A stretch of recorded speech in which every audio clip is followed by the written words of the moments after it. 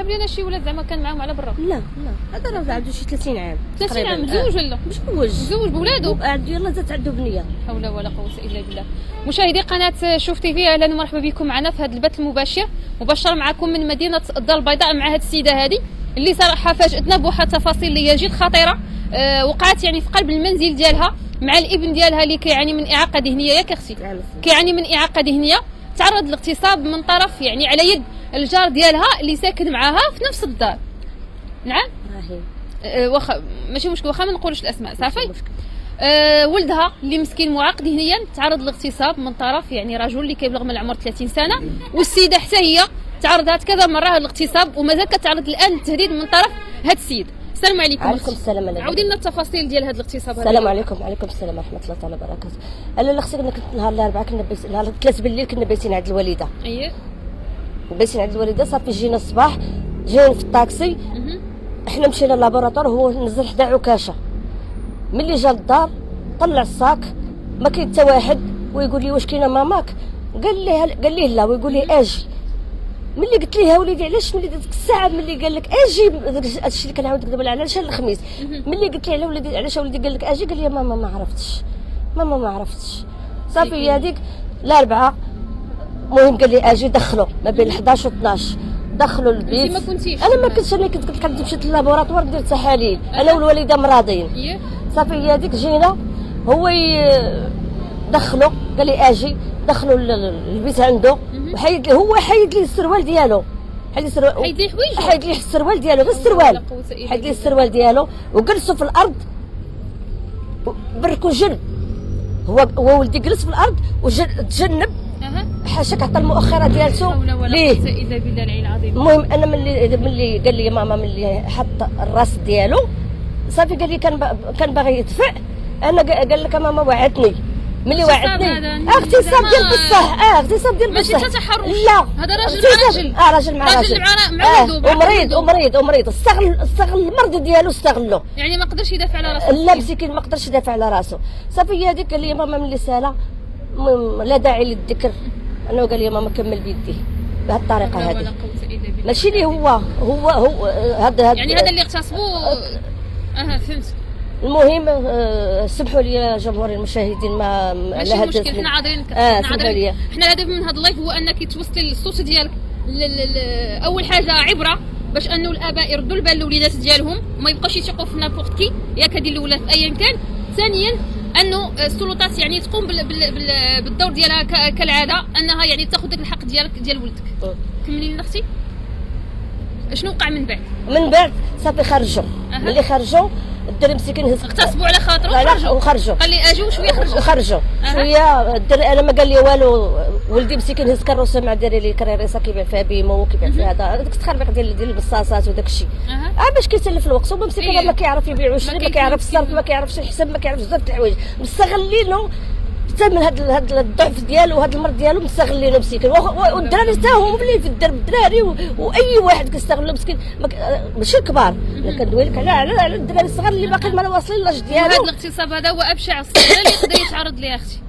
ابشع وحق الله العظيم راه ملي قلبسوا حاشاكم الى لقيت مقعدو الى كله احمر ومن التحت حول ولا قوه من المقعد ومن التحت. طيب ملي كنمسح ليه مع مسكين بعد نبص كيدير كاكا ما كيعرفش يمسح.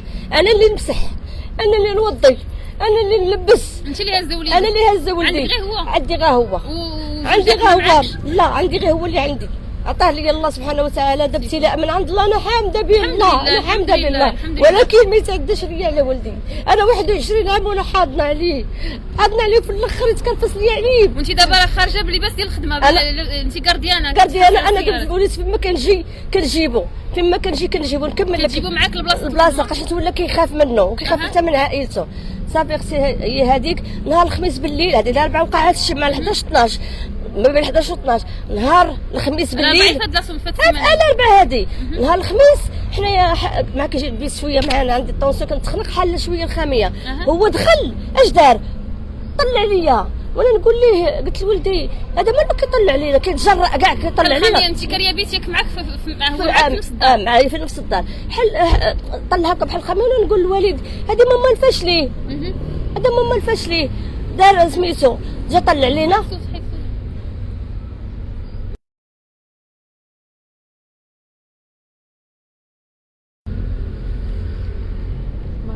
الصاك هذا.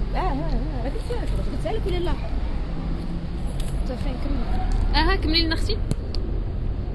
جا قلت لك السيد كيطل كيسحاب ولدي قالها ليا، انا ولدي ما قال لي حتى شي حاجه. صافي راس شاف راسو طلع لي بحال كنلقى اطمئن على راسو، هو دخل البيت وسد عليه. وانا نقول للوالد اش قلت ليه علاش كيطلع علينا؟ ويقول لي ماما راه دار لي البارح. قلت لي ما تقولش لي دار لي البارح، قول لي بالتفصيل، عاود لي اشنو دار لك. ما كنتيش عارفه؟ انا ما عارفاش. واش كيشوف يسحب له يشوف واش عارفه ما عارفه، باغي يشوف رد الفعل ديالي كيفاش غنتعامل معاه، فهمتي؟ هذيك الساعه باقي ما فراسي والو. ماشي من حقه يطلع عليك انت. دخل كما ماشي من حقه يطلع عليك اصلا. دخل وطلع عليا بحال هكا زعما من بيتو لبيتي ما انفاس معاه. وانا نقول لوالدي قلت له مالك شنو هذا مالو كيطل؟ قال لي ماما جعلني نعاود لك، انا ما نقدرش نعاود لك ماما راه اغتصبني. اويلي وحدي اويلي لا اغتصبني. قلت له علاش ما هربتيش؟ قال لي ماما ما عرفتش. قال لي ماما راني ما عرفتش. قال لي ما عرفتش. صافي هذيك غوت جدبت ما خليت ما درت. هو ديك الساعه باقي عند سميتو عند مرتو في الدار، حيت هو ساكن معنا حنا، ومرتو ساكنه حدانا تما في نفس الدار. انا كنعرف يعني تخرج هو عاد قال لك ماما نعاود لك شنو وقع؟ لا باقي ما دخلش. نهار الخميس باقي ما دخلش. فهمتيني؟ المهم علينا عاود ليا حيت قلتي لي طلع عليا وقال لي لا طلع ليا. هذيك الساعه ولدي عاود ليا. عاود ليا ديك الساعه. انا ما مشيتش عنده، انا كملت من عقلي، ما مشيتش ما باغيش ديك الشوهه. ويلاه مدوزه، يلاه عاد 18 في الشهر، عندي السكر، عندي الطونسيون، عندي العصاب، عندي الغده الدرقيه، وشنو نعاود لك؟ عندي الكلاوي. قال لي يا ماما عاودت لك. قلت لي يا ماما راه دخلني حيد لي السروال وغتصبوا على خاطرو. لا خاطرو ما قدرش يغوت. ولدي واش كيهدد فيه؟ انا ولدي كيخاف من الموس، فهمتيني؟ شي هزيتي الموس يهرب. كره هدو كره قجو كره قال لي غنعطيك شي حاجه. انا ولدي جبد لي غير الموس صافي كيخاف. وعنده اعاقه ذهنيه يعني ما اصلا ما يعرفش كيفاش. صافي قلت لك الغد الجمعه صباح الجمعه خرج هو وانا ندير ليه ابراهيم هو يشوف فيا وكيسحبني غنقول لي على داك الموضوع وداك الشيء. قلت لي خويا راه خاصني واحد 200 درهم بغيت نشري بها الدواء. انا بغيت هذيك 4000 ريال هي اللي نمشي ندير بها سرسافيكا لولدي. انا ما عنديش عندي الله سبحانه وتعالى. شنو قال لك؟ عطاها ليا، سلفني ديك 4000 ريال وما قال لي سمحي لي وما قال لي راني درت لولدك. ولكن انت مغتصبك وكتقول لي سلفني. ماشي قلت لي سلفني 4000 على اساس انا ما عنديش باش نمشي ندير لي سرسافيكا. ما عنديش. ما قلتيش لي علاش اغتصبتي لي ولدي؟ لا ما قلتش ليه. ما هضرتيش معاه؟ لا هضرت معاه ما عطيته فرصه ما حتى شي حاجه. تمشينا سميتو الكنزيام. صافي جيت هكايا في العشيه صافي طلع لي الدم. مشيت لها باش نديكلاري، قال لك سيري ديري لي سرسافيكا. مشيت انايا من عند سميتو من عند الطبيب ما عرفت فين كنت هذاك دابا. خرجتي المهم مشيتي للطبيب درتي لي سيرتيفيكا؟ ما درتش لي سرسافيكا الجمعه. ما درتهاش ليه. ما درتش لي سرسافيكا الجمعه حتى نهار سميتو نهار السبت. صافي هذيك قلت لك ما هادشي اللي قلت له خويا راني بغيت واحد 4000 ريال. انا بغيت نثبتو باش ما يعرفنيش راني نمشي ديكلاريسي به باش ما يمشيش يهرب ولا شي حاجه ولا يقدر يضربني ولا يقدر يدير بزاف. انا هو واقيلا ولا براسك وليتي خايفه. انا خايف واقيلا 100% غيكون مريض نفساني 100%. حيت هو اصلا هذا راه بيدوفيل راه ما يمكنش. راه باش يغتصب قد واحد قد خوه ولا قد ولدو راه راجل راه ما يمكنش. جا الام ملي انايا ما تشديتش ليه راه مشى لولدي. هو كان حاولت انت؟ حاولت انا هابطه من السطح وقال لي نسحبك هازه الشبكه باغيك تهبطيها. ما جيت في ندخل البيت لقيته ورايا بيتي انا. وانا نقول لي اش بغيتي؟ قال لي عبوسه راه كتعجبيني. قلت لي بعد مني راه الجاره الفوق وراه كاينه الجاره لتحت. وهذا مزوج. قلت لي راه كاينه الجاره الفوق وكاينه الجاره. قلت لي راه غادي نغوت غادي نجمعهم لك يلا زيد. وانا وراه كيضرب معايا الضريب انا كندفع فيه وهو كيدفع فيا حتى سديت الباب. صافي هي هذيك اختي سمحوا لي بشويه عليك بشويه عليك. دابا فين وصلتي معاه اختي؟ فين وصلتي؟ دابا اللي وصلت معاه انا اليوم هذا الصباح هذا مع 9 الصباح مشيت عند الطب الشرعي كاين في السبيطار الحسني. خديتي شهاده طبيه وداك الشيء؟ خديت شهاده طبيه. دار لي ما نقولش لا داعي شحال دار فيها. لا شنو قال لك الطبيب؟ شنو كاين؟ قاس ليه المصران ديالو واقيلا يمكن لحقاش هو المقعد ديالو داير. قال لي المهم راه مقيوس من المقعد وعنده لتحت مدبور.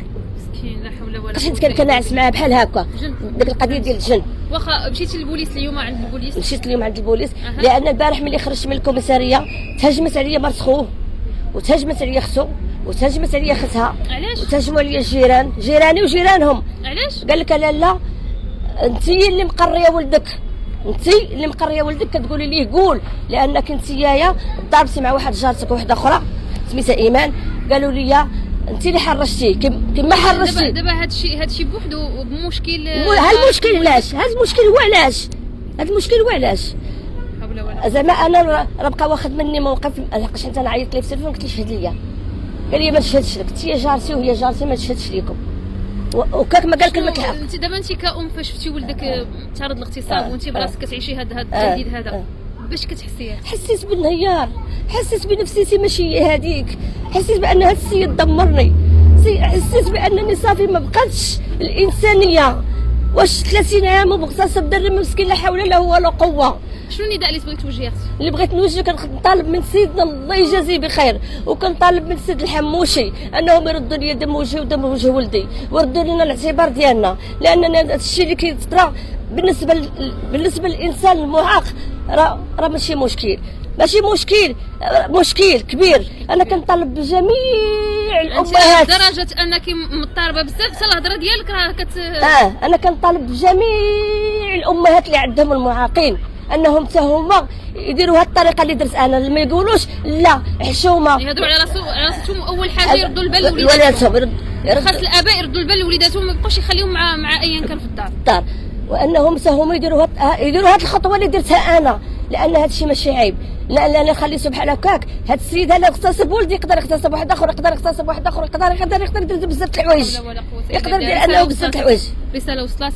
مشاهدي قناه شوف تي في كما تابعتوا معنا في هذا البث المباشر، الابن اللي كيعاني من اعاقه ذهنيه، ابن هذه السيده اللي كتشوفوا تعرض للاغتصاب من طرف الجار ديالها. كنتمناو انه القانون ياخذ المجرى ديالو في هذا الشيء هذا، لانه كما كان معاق ذهنيا او ما شابه، او كان انسان طبيعي او سميتو، راه ما من حق حتى شي واحد انه يتعدى على شي واحد. نعم اختي. وانا خصني كنطلب من السلطات انهم وقفوا معايا، الله يجازيهم بخير، وقفوا معايا وقفه زعما ديال المعقول، انهم استقبلونا وانهم عطاونا. فين شكون السلطات فين كاين؟ رياض الألفة، السلطات ديال رياض الألفة. وعاد من رياض الألفة داونا لابيجي. ملي خرجت من لابيجي كيفاش قلت لك تهجموا عليا خوت. دابا السيد تعتقل ولا مازال؟ ما عرفتش المهم درتي بيه شكايه؟ لا درت بيه شكايه. دابا السيد اللي دار لنا المحضر انا وياه قال لي البارح راه غادي تخرجوا بجوج. انا المهم انا اليوم ما عرفتش واش خرج ولا ما خرجش. اذا مشاهدي قناه شوف تي في كنكون وصلنا لنهايه هذا البث، نلقاكم ان شاء الله في بث مباشر اخر، الى اللقاء.